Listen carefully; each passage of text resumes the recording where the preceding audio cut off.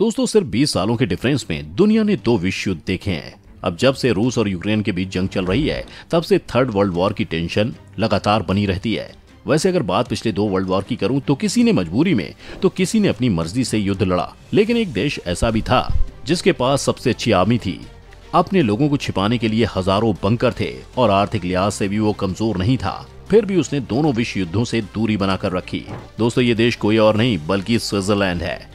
और फैक्टिफाइड हिंदी की इस वीडियो में हम मिलकर यही जानने की कोशिश करेंगे कि आखिर स्विट्जरलैंड जैसा संपन्न मुल्क, जिसे हम इंडिया के लोग काला धन छिपाने के ठिकाने के रूप में जानते हैं, वो कैसे दो विश्व युद्ध से बचा रह गया।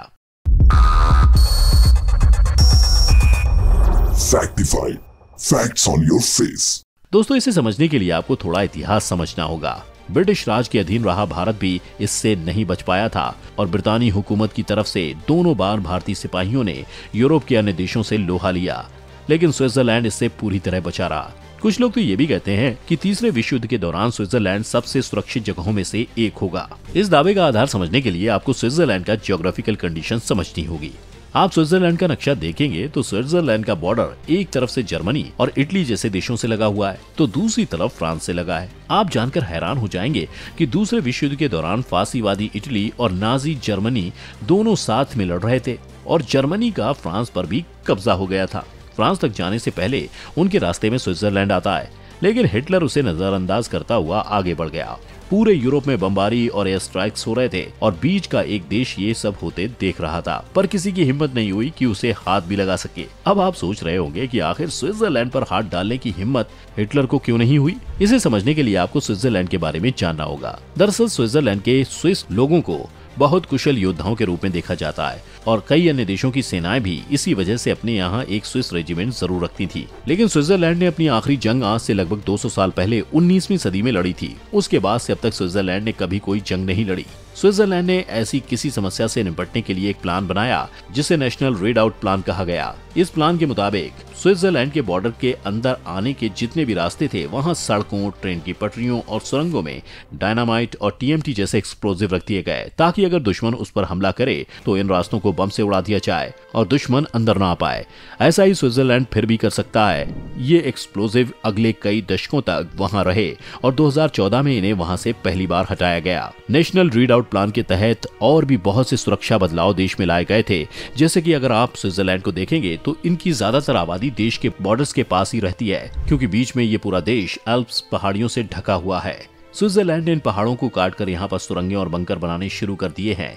इसके अलावा शहरों में भी जगह जगह बंकर बनने लगे और एक वक्त बाद तो हर गली में बंकर हो गए। इसके फलस्वरूप आज स्विट्जरलैंड में इतने बंकर हैं कि अगर वो पूरी जनता को इन बंकर्स में छिपने के लिए कह दे तब भी 13 लाख लोगों की जगह बच जाएगी। यानी स्विट्जरलैंड चाहे तो बाकी देशों से आए शरणार्थियों को भी शरण दे सकता है। इन बंकर्स में इमरजेंसी के लिए खाना, दवाइयाँ और बिस्तर, सभी तरह के जरूरी इंतजाम किए हुए रहते हैं। इस सब के साथ आज भी स्विट्जरलैंड के कानून के मुताबिक हर मर्द को सेना में कुछ वक्त तक सर्विस देना अनिवार्य होता है और फिर उन्हें उनकी मर्जी के मुताबिक घर भेज दिया जाता है, जहां वो अपनी बंदूकें भी रख सकते हैं। इस वजह से ज्यादातर स्विस नागरिक किसी मुसीबत की घड़ी में अपनी सुरक्षा करने में सक्षम है और उनके पास इतनी बड़ी आर्मी भी है कि कोई इनसे पंगा नहीं लेना चाहेगा। किसी भी हमले के दौरान स्विट्जरलैंड का प्लान काफी साधारण है। पहले तो बॉर्डर से आने वाले रास्ते तबाह कर दो। अगर दुश्मन फिर भी अंदर आने में कामयाब हो जाए तो जनता को ये निर्देश है कि वो या तो बंकरों में या फिर पहाड़ों की तरफ भाग जाएं। पहाड़ों के पास जो बंकर हैं वहां बहुत ही सावधानी से छुपाकर बड़ी बड़ी आर्मी की तोपें और बंदूकें रखी गई हैं और साथ ही ऐसे कई जाल बिछे हुए हैं जो इन पहाड़ों से अनजान दुश्मन को पलों में ढेर करने के लिए काफी हैं। स्विट्जरलैंड के तीसरे विश्व युद्ध में सबसे सुरक्षित देश होने के लिए जो आखिरी तर्क अक्सर दिया जाता है वो है उसके दुनिया भर में अच्छे संबंध। स्विट्जरलैंड ना ही यूरोपियन यूनियन का हिस्सा है और ना ही नाटो का, पर दोनों ही के सदस्य देशों से उसके अच्छे संबंध हैं। स्विट्जरलैंड किसी भी ग्रुप को ज्वाइन करने से पहले इतना ज्यादा सावधान रहता है कि उसने यूनाइटेड नेशंस को भी अभी 2002 में ही ज्वाइन किया है। स्विट्जरलैंड इतना लेट है कि उसके बाद जितने भी देशों ने यूनाइटेड नेशंस को ज्वाइन किया है वो 2002 से पहले अस्तित्व में ही नहीं थे, वरना स्विट्जरलैंड यूनाइटेड नेशंस को ज्वाइन करने वाला आखिरी देश होता। किसी भी पार्टी में यूं बिन बुलाए ना जाने के अपने इस रवैये की वजह से स्विट्जरलैंड को बाकी देश एक खतरे की नजर से नहीं देखते और एक अच्छे दोस्त की तरह अपने आर्थिक संबंध स्थापित करते हैं। और अब तो ये संबंध इतने गहरे हो गए हैं कि दुनिया भर के ज्यादातर बड़े बड़े लोगों और नेताओं का काला सफेद जैसा भी धन स्विट्जरलैंड की तिजोरियों में खुफिया ढंग से बंद है। स्विट्जरलैंड पर हमला करने का मतलब है इस पूरी धनराशि को खतरे में डालना, क्योंकि फिर स्विट्जरलैंड जब चाहे इन अकाउंट्स को फ्रीज कर सकता है और अगर ये काला धन है तो आप इसके बारे में किसी से शिकायत भी नहीं कर सकते। इसलिए बाकी देशों के लिए स्विट्जरलैंड से दोस्ती ही भली है। स्विस बैंक और स्विट्जरलैंड की सुरक्षा का इस तरह आपस में एक दूसरे पर निर्भर होना महज एक इत्तेफाक नहीं है, बल्कि एक सोची समझी कूटनीतिक रणनीति है।